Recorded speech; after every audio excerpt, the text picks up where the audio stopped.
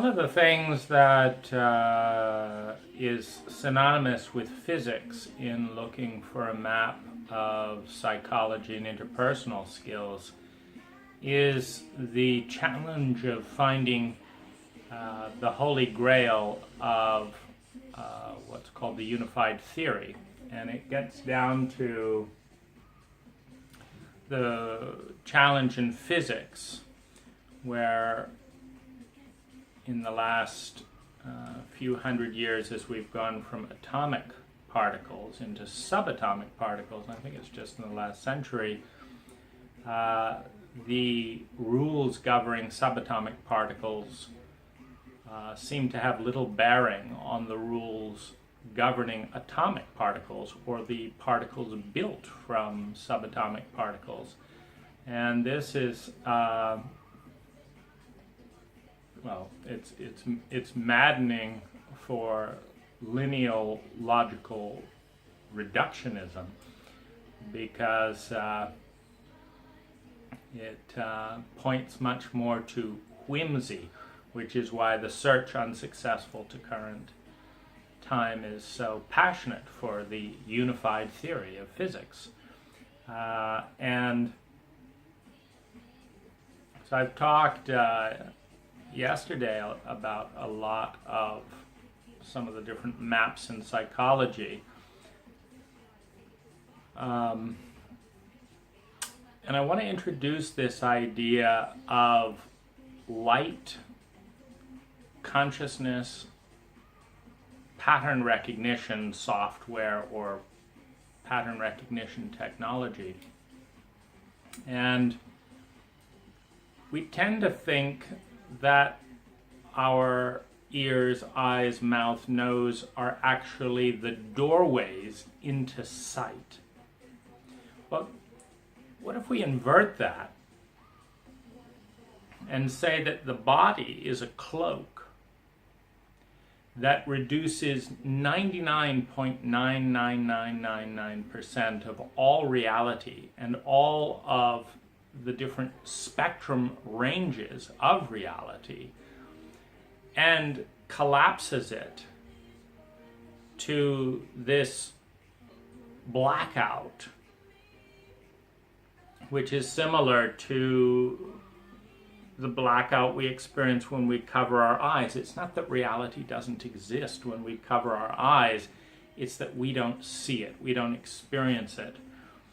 And having cocooned ourselves in a total blackout through the body, we then give ourselves little pinpricks back into reality through the eyes, through the nose, the mouth, the ears, that measure a very limited spectrum of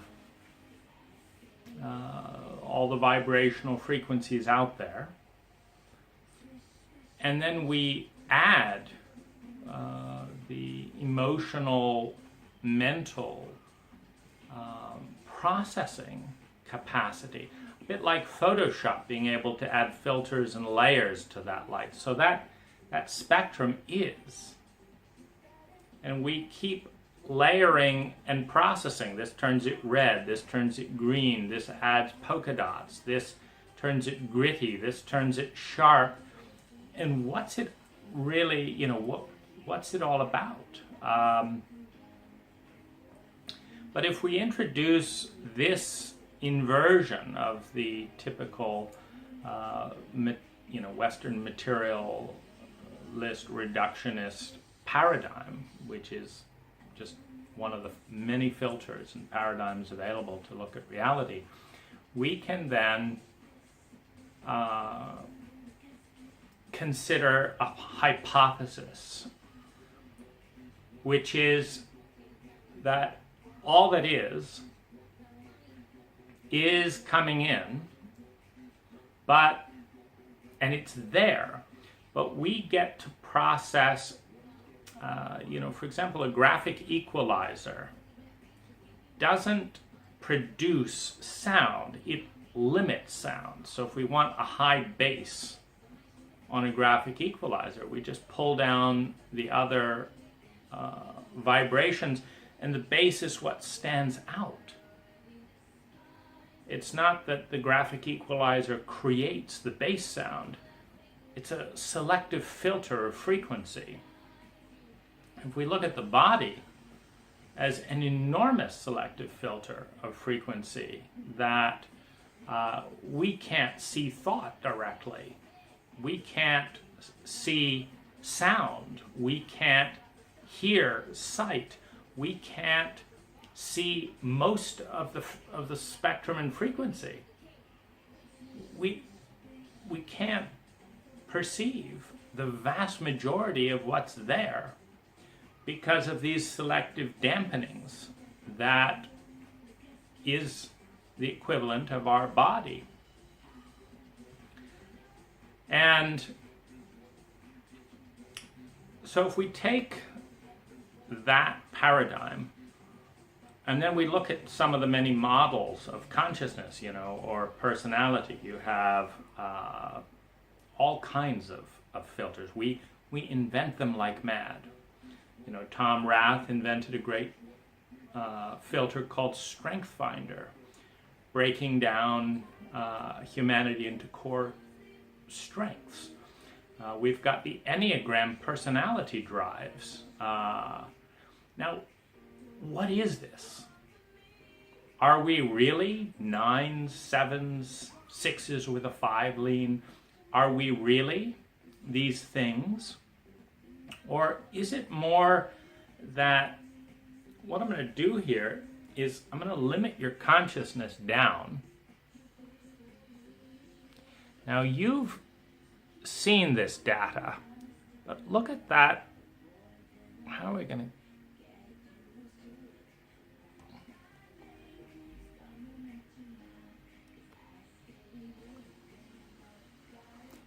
Now, by limiting, what we do is we take our brain's minuscule processing capacity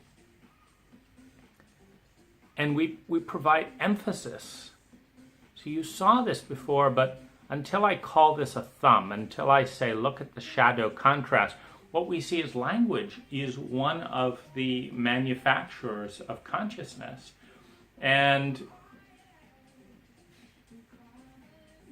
we just create consciousness out of language.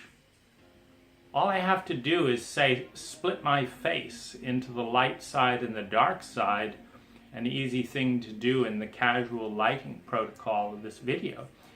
And you see, oh, this whole line is darker.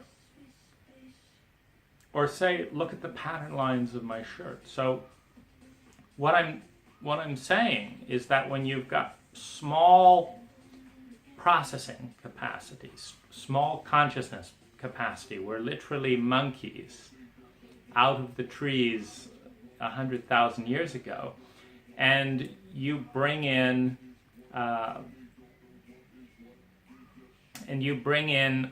language, what a distinction does is it further provides dampening. We block everything out and we focus on light. And then the brain can register, oh, there's two sides of the face. Oh, I get it. Or, we pan the focus around to one of my favorite paintings I just purchased. And what is it? What are you seeing in this painting? See, it takes a little bit of looking because the pattern is not quite as crisp. But if we go in closer, let's see.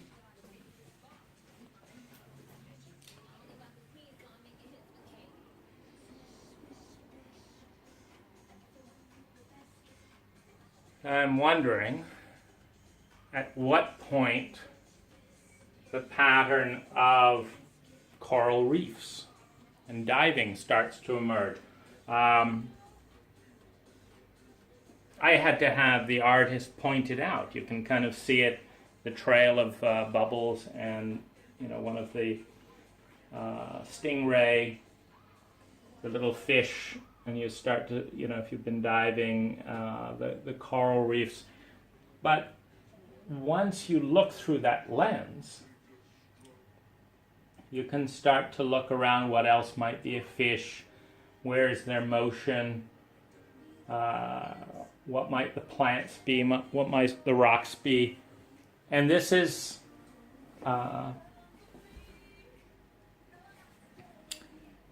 basically brain massaging for our consciousness.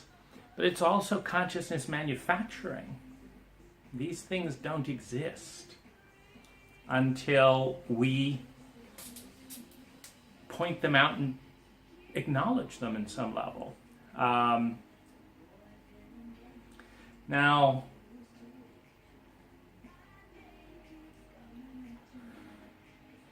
if we see consciousness, and particularly the synthetic manufacture of the ego, as an illusion that is manufactured by the dampening of 99.9% of all information, what source or what relationship with the whole becomes is how much light and energy are we still allowing to come through without censure? Because one of the many distinctions we've created is good and evil. And so the question then of what is of all that is good, and what is evil, and how and why, do we create that? And one story in this metaphor of inverted, reduced awareness to create illusion of consciousness as opposed to the senses being the doorways of consciousness, is that all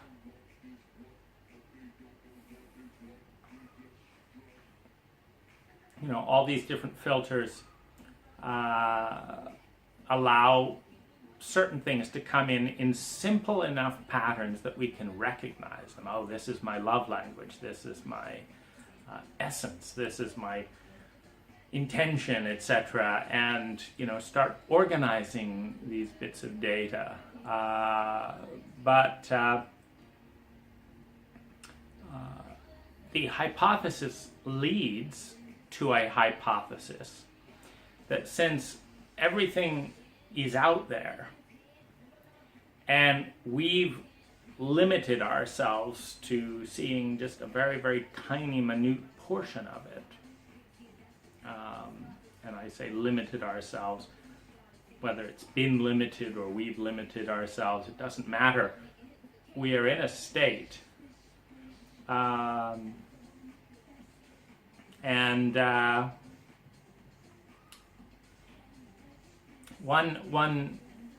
extrapolation from this view is that it doesn't matter what we create as a filter.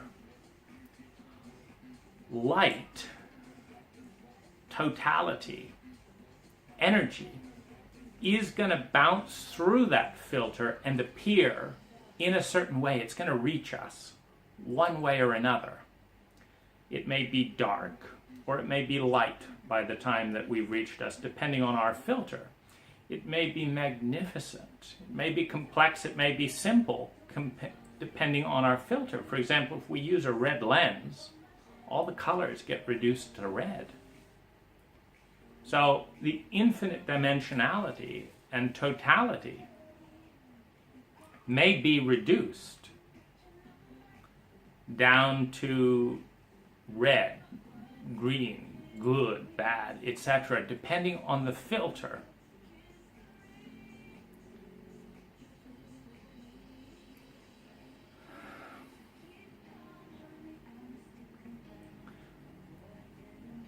But we're always connected through the pattern recognition software we employ to see and hear something.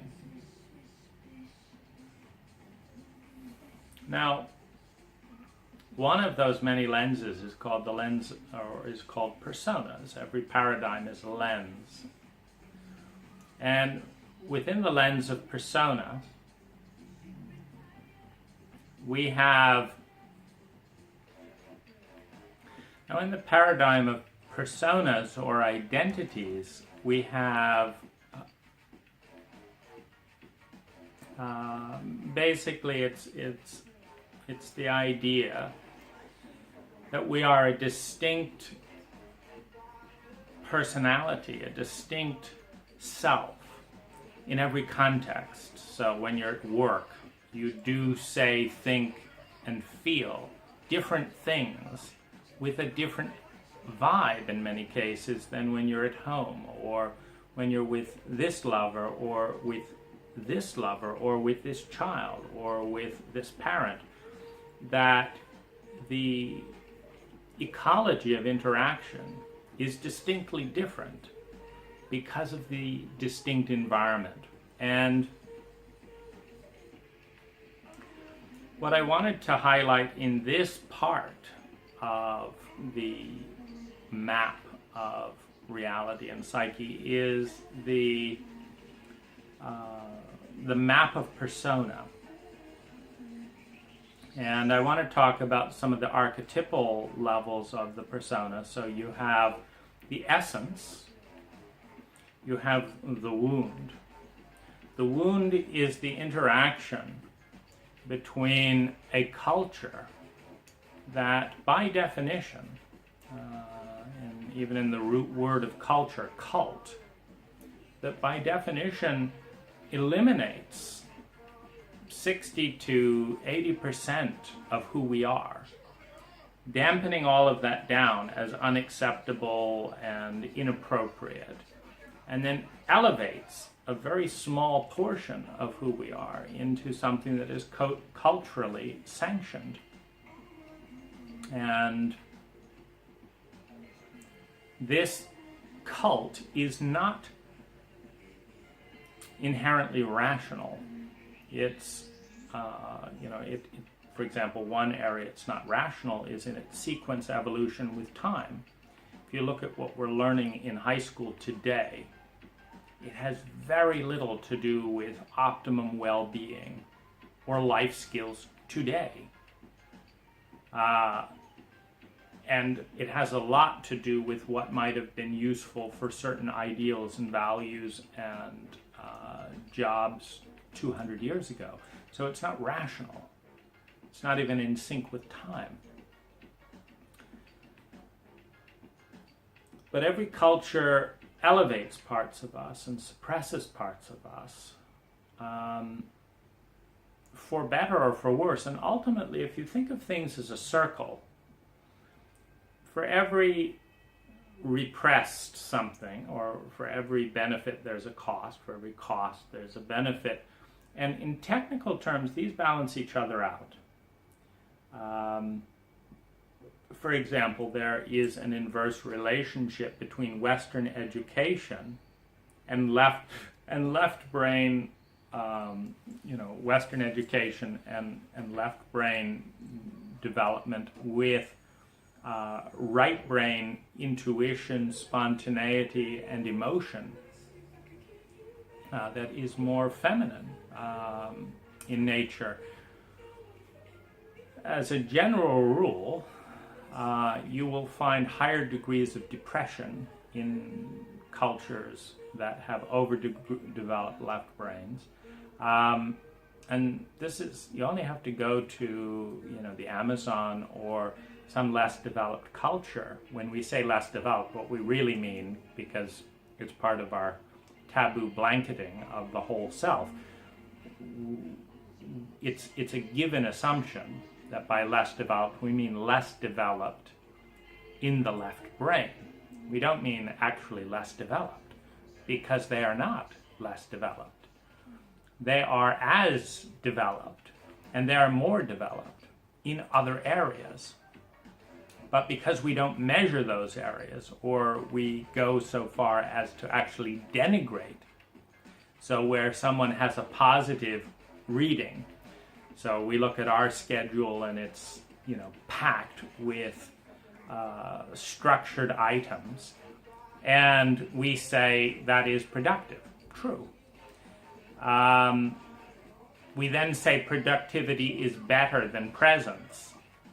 A harder case to make, And then we say, because this person is spontaneous and filled with presence, they're less developed than we are, who have no spontaneity and presence.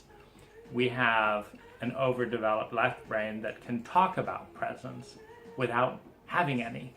And we call that development. It's really a different pattern in that graphic equalizer of suppression, exaggeration of values. And what every culture aspires to do to create the illusion of omnipotence is, first of all, exaggerate certain traits, which every culture throughout time has done differently. But then define evolution, success, development in the terms of its own trait, which automatically creates that culture being on top.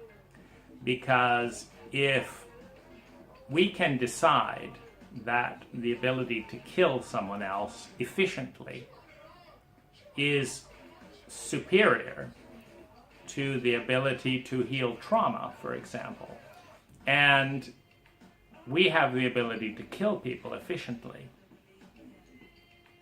we've now just self-referenced and created out of nothing the concept of a superior culture, which is now unassailable as long as we maintain weapons superiority.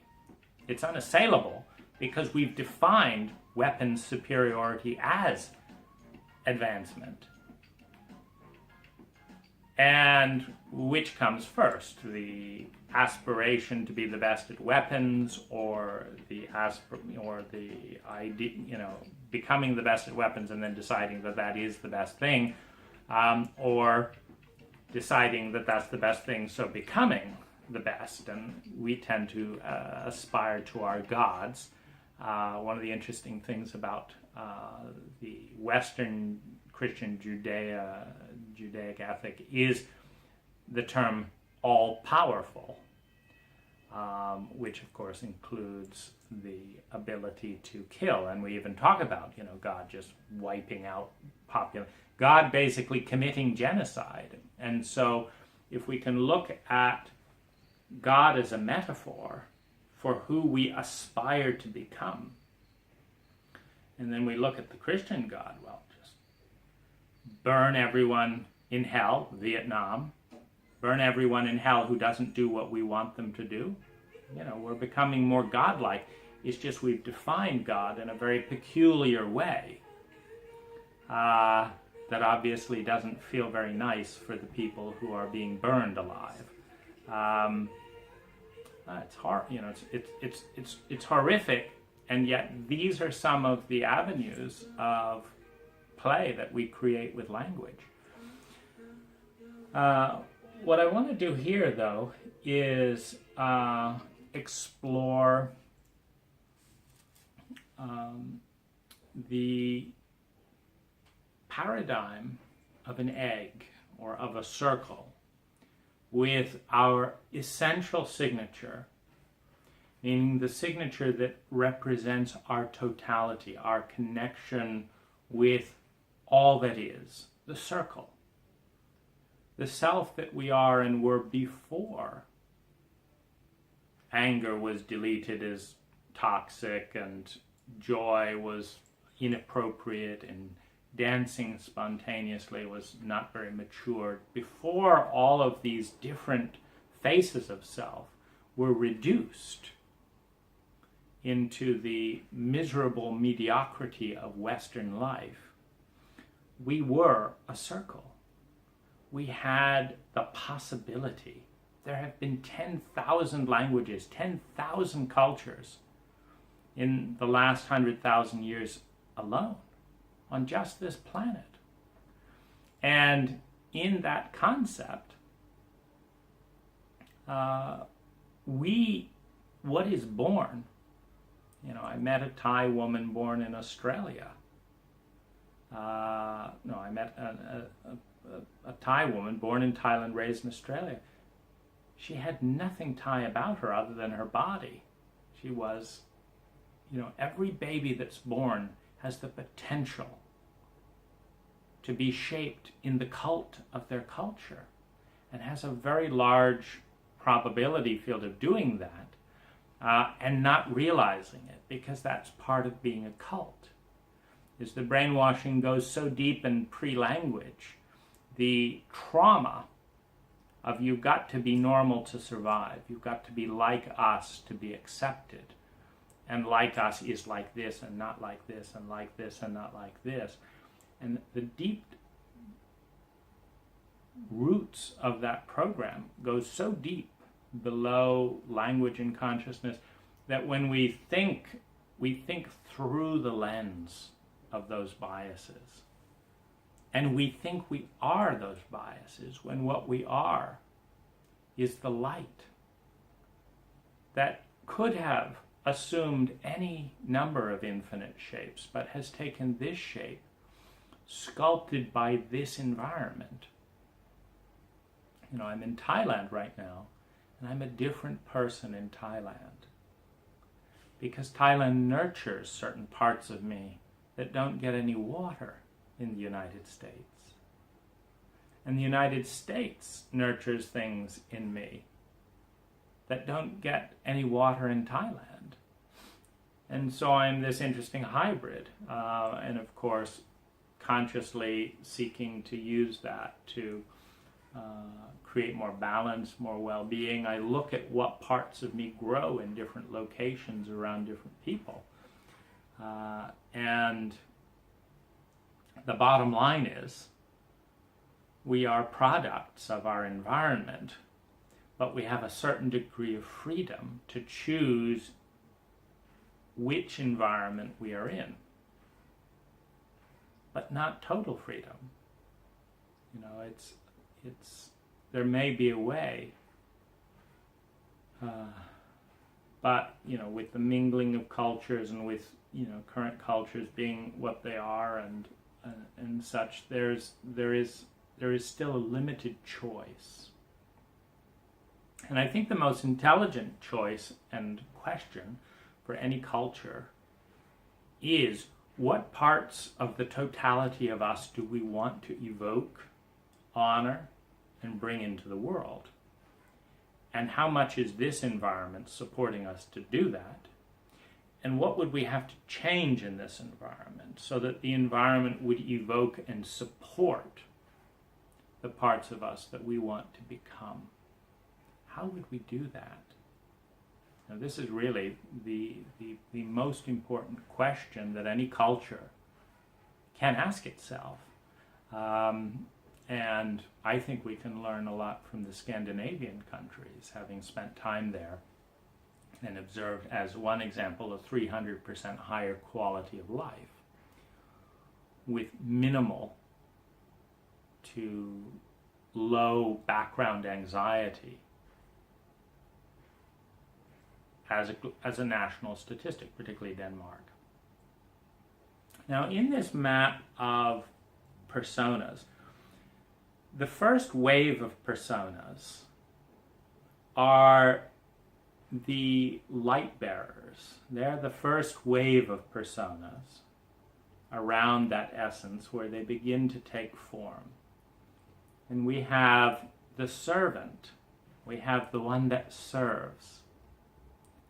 We have amongst that the pleaser. We have the lover, the engager that creates the remembrance of where we're coming from. We have the creator, the imaginer, the artist of beauty, as we start to regulate and learn with our environment. And then we have the wound coming in. The wound that cuts through the delicate beauty of these orchid-like personas. We have the wound that comes through and shatters the garden. You have to go to school, and there's a bully. You are beaten for not being attuned to some cycle within this world around time. And what we learn in this phase is the helplessness, the trauma and the helplessness of understanding that the orchid-like shapes and structures of these personas cannot withstand the hard density of the rock-like dominant personas, of the traumatic coping mechanisms of other people. Dominate before you're dominated, intimidate before you're intimidated, create trust, extract money, and then betray that trust, and then go away, and repeat. These personas start shattering the innocence and the beauty of who we are, with pain, with hurt, with dissociation, with loneliness. And it brings us down into a state of helplessness, of grief and helplessness and loneliness, that our culture does a phenomenal job of poker facing. Nothing unusual going on here. You just had your innocence wiped out, your trust betrayed. Yeah, nothing going on here. What are you looking at? It's got a phenomenal poker face around this betrayal of these basic personas, coupled with disdain and disrespect for the feminine, because the feminine is always the one at effect. The feminine is the one who is shaped, the one who is hurt, the one who is loved, the one who is inspired, the one who responds. And we are a profoundly chauvinistic culture. We honor the masculine, the power. And so there is not a challenge and an outrage as our flowers are shredded up and thrown out with hostility and rage, but rather a challenge. This is what life is. You have to become like them so they can't affect you, so that this and that and the other. But of course, to become dense and dominant is a much deeper wound than the extraordinary grief of betrayal and dissolution. It's a much deeper wound. But the consciousness reaches a pain point of dissociation where it has to either let go or start pulling itself up and fighting back with the density of what is called the coping mechanism of the trauma. And the coping mechanism has the dual impact of successfully fending off the violence, the violation, from the external environment of other people's coping mechanisms, and cutting us off from who we are. Because every coping mechanism is a lie. Every coping mechanism is ugly to some degree. And every coping mechanism works. And because we do identify with what we do, say, feel, and think, when we become the coping mechanism that does, says, and thinks the things that are effective to survive here, it is typically not a very beautiful identity.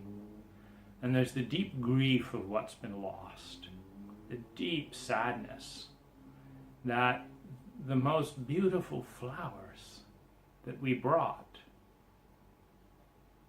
lie in ruins and are met with hostility and rage. They are met with numbness and averted eyes. And the poker face of a culture incapable of admitting its many inadequacies. And having decided that we cannot admit any of our inadequacies, all of the shame, all of the inadequacy is going to be projected and then internalized by the individual, which creates a further barrier to see who we really are. Now, who we really are is always present at the center of these different objects: hurt, dissociation, terror, coping strategies, fears, beliefs, delusions, anxieties, these whole matrix of different objects. And these whole matrices of identities: abuser, violator, internalized violator, shamer, self-shaming, etc. All of these objects are present as coping mechanisms. But that essence, the most sacred part that we have ever seen in humanity, be it Christ, be it Buddha, be it Muhammad, be it Sophia, be it any Demeter, any of the gods and goddesses, any of those people who have shown us a way back to ourself. This part in each of us remains buried behind a dense and thick layer of debris from the trauma and trauma reactions of being born into a dissociated sociopathic culture that is incapable of maintaining the link between the essence that is coming in and the personality that is shaped to house that essence and honor it. And this is our grief structure, a grief that is so big we cannot hold it alone. It is a grief of the garden we have lost. A memory that is so painful to access that we dissociate when we get near it and numb and distract ourselves with varying coping mechanisms. But it is the core. It is the beauty that you are, that I am. And the real challenge for any of us in this gingerbread world, this Lego-like structure, is to try and arrange the pieces and create an environment in which a little bit of that beauty and that essence comes through. All the shorn, ragged edges and explosive bomb site pits of the traumas and coping strategies that we've developed, of the illusions we've taken on, and the beliefs that we've masked who we are. Because the pain of seeing who we are and being dishonored in who that is unbearably poignant for all sides. And we cannot go into that pain alone. We must find circles to share in the awareness. Thanks for watching.